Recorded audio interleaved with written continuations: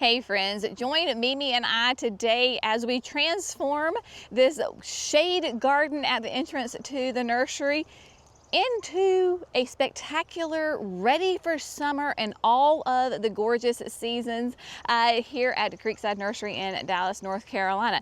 So we are going to be working in this definitely a shade garden. We've got some cleanup to do. We've got some pruning to do. We are going to set this garden up for great success this summer. We're going to add some perennials. We're going to add some annuals. I'm going to replant the urns at the gate. By the time today is over with, this garden is not going to look the same, and it is going to be so excited and ready for the warmer temperatures to consistently arrive. So let me walk you through right quick what step one is. It's very basic, but it's so important. Mimi and I are a dynamic duo in the garden together. And so we have already come up with our plan for today. And so right now, the step one is everyone's favorite job. That is weeding, my friends. And people will ask all the time, they're like, how do you keep your garden so free of weeds? This is it. Right here, my friends, this is what it is. There is no glamorous way to do this, but get on your hands and knees and weed. Now, I will say, we say it all the time, if you see a weed, pull a weed. And y'all, I've driven by these weeds plenty of times this winter, and I just kept on driving.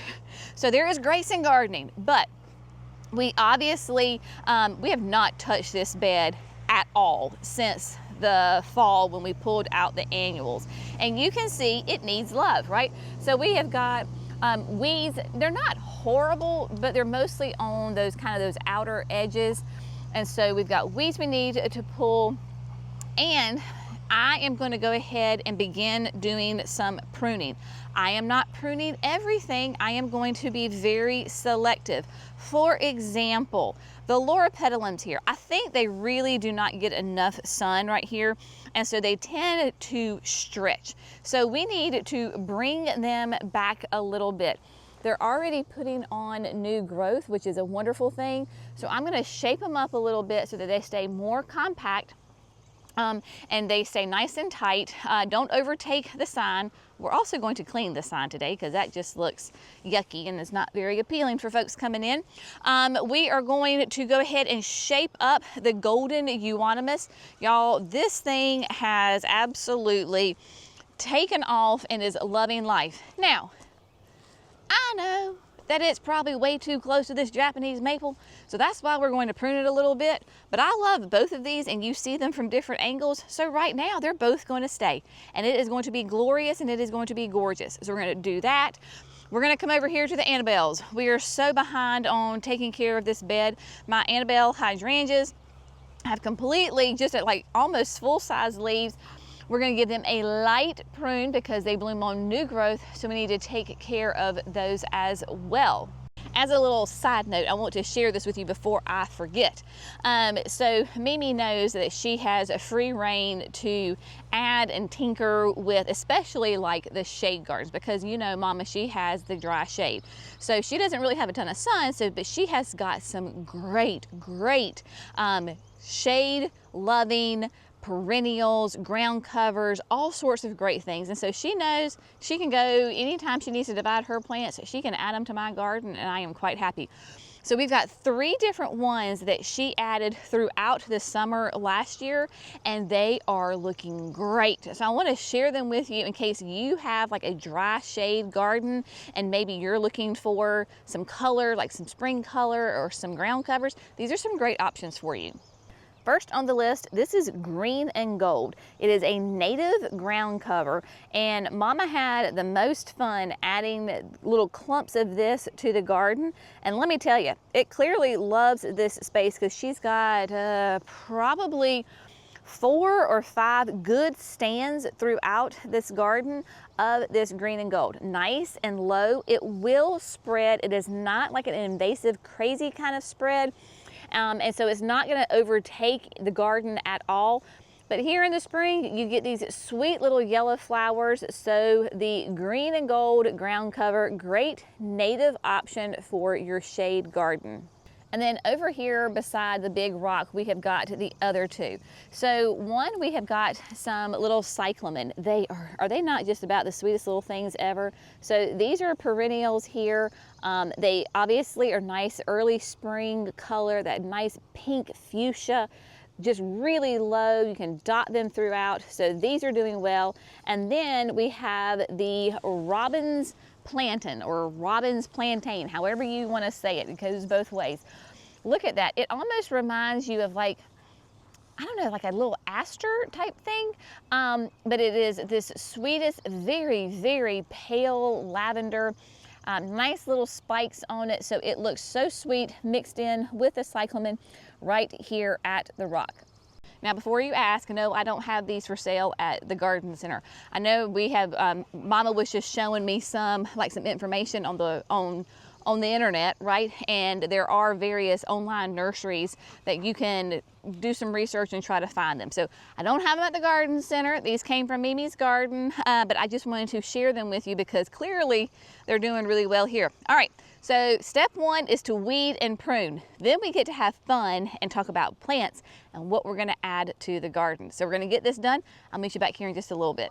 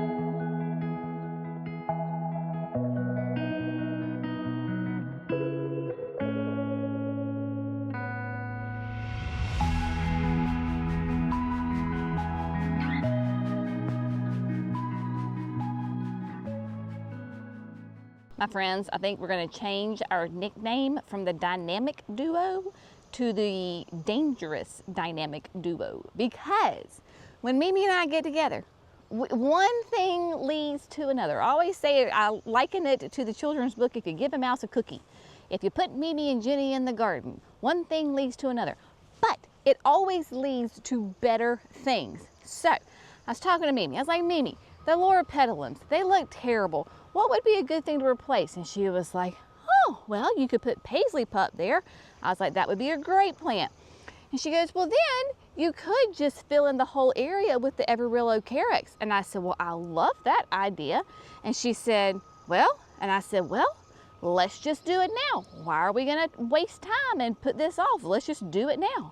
And then I was talking about Fat Albert, you know, the evergreen. And I was like, it's just struggling. There's not enough sun because the big trees are growing and they're maturing and they're giving me more shade, which is not bad, but you know, Fat Albert needs the sun. She said, well, let's just pull it out and we can stick it down there on the new cleared out area. I said, that sounds great. So we called up Jackson. Jackson came with the excavator, pulled out the loropetalum. We're not keeping those, y'all. Sorry, you'd be all right. Not keeping those. And then he pulled up Fat Albert, went down there, immediately got it planted with biotone, 5-gallon bucket of water on it. Fingers crossed for Fat Albert because it will get plenty of sun down there and will thrive. So now, there you go. So let me tell you how this kind of twisted and what we're gonna do now and the plants that we're gonna put in there. Okay, so Fat Albert was right here. So we have the hole still. So what we're gonna put in the place of Fat Albert is a Japonica camellia, because we don't have Japonica camellias up here. I don't think we have any camellias up here, which is a crying shame. So what we're going to do is we are going to put the Purple Dawn camellia. And someone's driving up. I think they think we're open. Just a minute, please. So Purple Dawn is a Japonica, meaning that it's going to bloom in late winter, early spring, which will be perfect because it'll be blooming when customers start coming in February. Now, she does look a little rough. She had a hard winter, but that's all right because look, like the foliage, right? So we've got old kind of like yucky foliage, but then look, you've got gorgeous new little shoots coming out everywhere. Now the reason you want Purple Dawn is because one, it's hardy in zones 7 to 9. I'm an 8, perfect. It will be 5 to 6 tall, 4 to 6 wide, and y'all, the most gorgeous, large, semi-double crimson flowers with a purple cast. So it is stunning. There was one bloom when we got it from our supplier. I believe we should have more of these at the garden center because we just ordered them like 2 weeks ago. And so if you're interested in Purple Dawn, there you go. So it will be a beautiful addition, nice evergreen back there. So then I got 5 of the Everbillo Carexes. We're gonna fill that in, and then you know, I just had to do it. I got 3 of the Hercules cast iron plants. Have no clue where they're gonna go in the bed, but we will figure it out. So Mimi got the sign all cleaned up. It looks like a brand new sign. I tell you what, sometimes just a little cleanliness goes a long way. So what we're gonna do now is lay everything out. We're still in the middle of weeding because I don't know, the weeds are looking pretty good. So I think what we're ready to do now is just kind of lay all the plants out and kind of figure out where everything's gonna go. So we're gonna lay it out and go from there.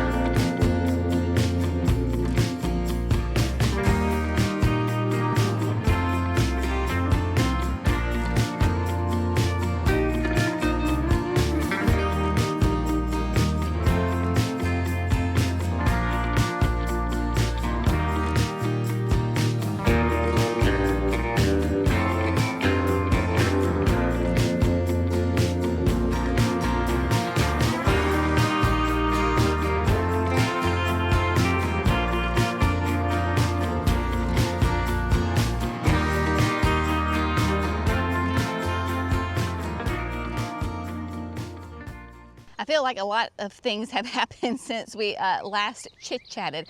So honestly, I don't remember what we talked about last, so we're just gonna kind of do a quick little recap. We got all of the plants placed. We got the camellia planted. We got the urns planted, turned on irrigation because the bed is very dry. We are actually in a pretty severe drought right now in North Carolina. So I went to go turn on the irrigation. We had 2 geysers.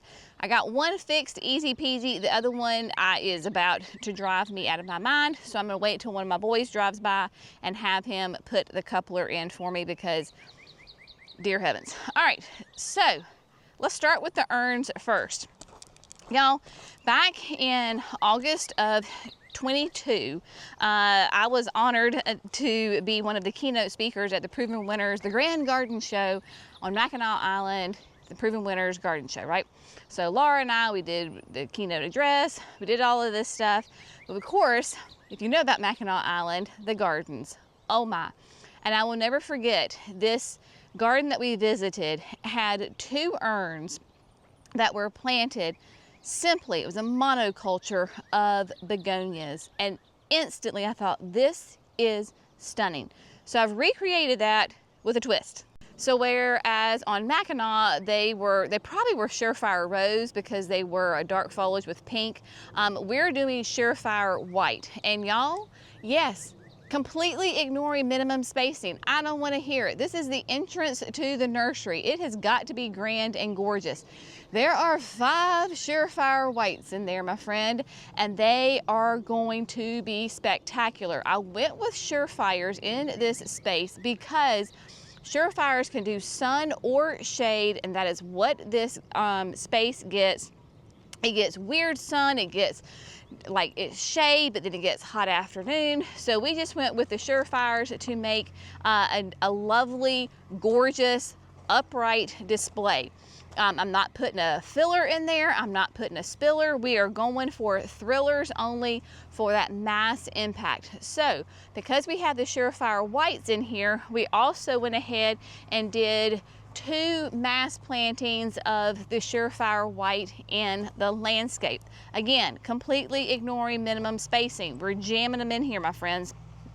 We did kind of follow the irrigation line, and that's what Mimi's doing. She's going around and lifting up the irrigation because over time it's gotten buried with the compost and the mulch, so she's lifting it up.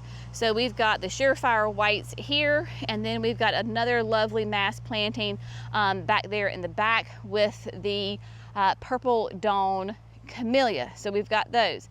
The aspidistra are going to be back there in the back. Of course, they're going to be nice, upright, beautiful evergreen. Plus, that's my deepest shade, which your aspidistra definitely need that as much shade as possible. They love dry shade. There is not an irrigation line close to them because they don't want to have irrigation on them. Hercules is so neat because it will have that cream stripe down the center of the leaf. So we've got those 3 that are going to go in, and we also have to keep in mind as we're planning where the plants are going to go, the hostas are ginormous. So you've got Sum and Substance here.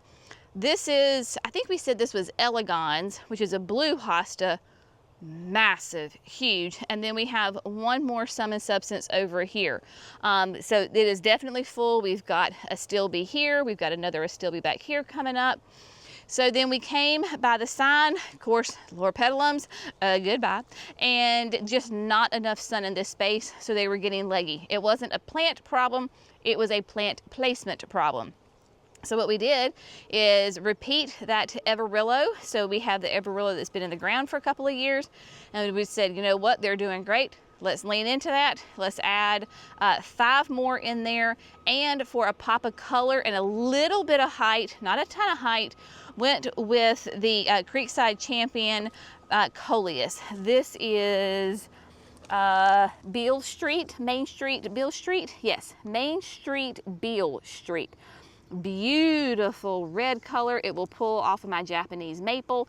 This can be anywhere from 16 to 36 inches tall and about 18 inches wide. So we're going for the hedge look, right?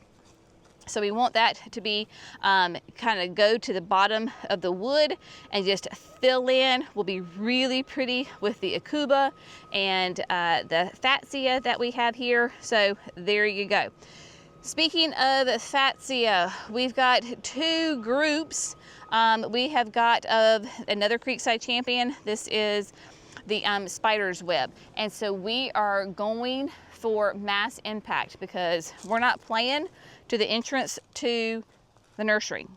I say this often in our videos, and I have to say this really often in the spring when we do our videos, because never in a million years do I want you to think that you have to plant your garden the exact same way that I do. Please keep in mind, we are a business. One, the nursery, the garden center, we have people coming literally all the time, and we have people coming just to see the gardens.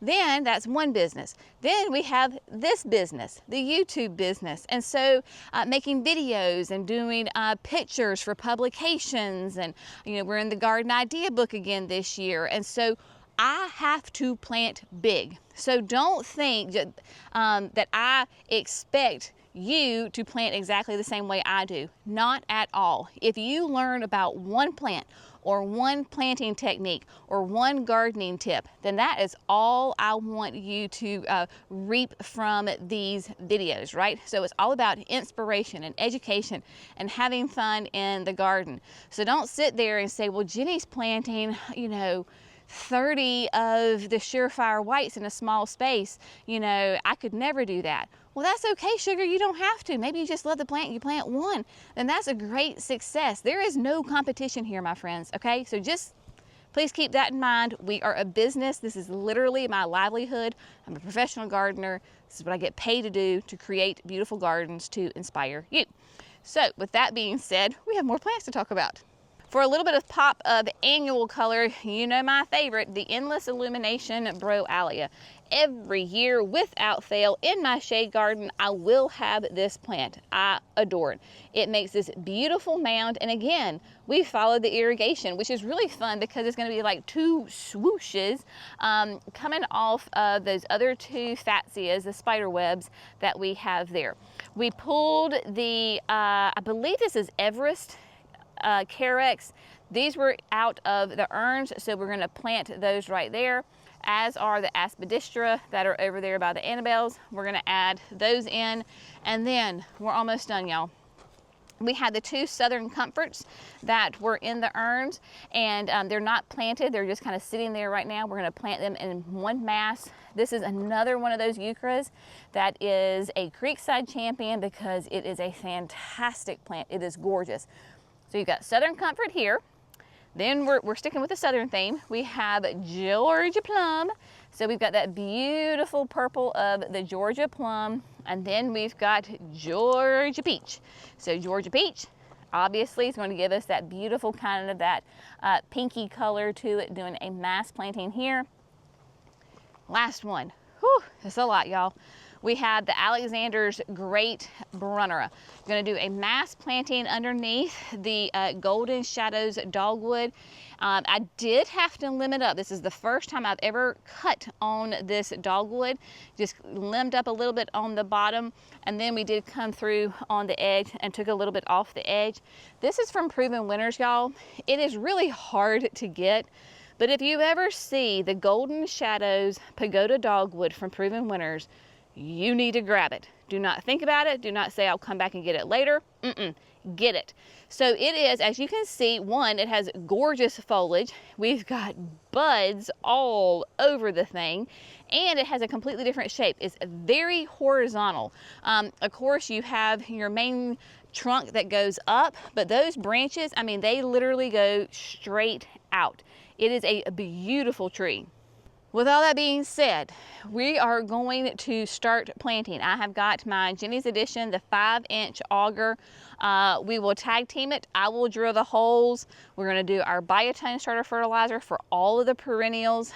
And then for the annuals of the Surefire Whites and the Endless Illumination, we will use our Proven Winter continuous release fertilizer in the hole as well. So we are going to get planting. Like I said, when one of my boys comes by through, I'm going to have them fix my irrigation so that we can turn it on, because this bed is so dry and these plants are going to need water soon, and we have no forecast of rain anywhere in the near future. So we're going to get this planted. I guess I'll meet you back here when we're done.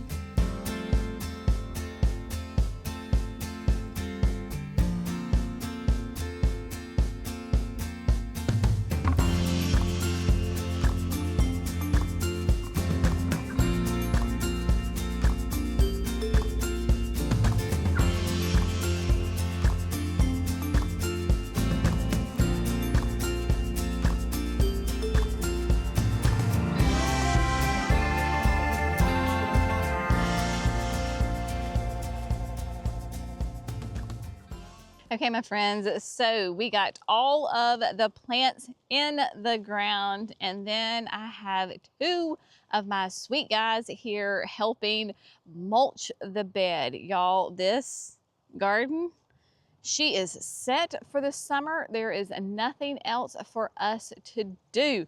So let's do a quick little recap as Amazon comes through here.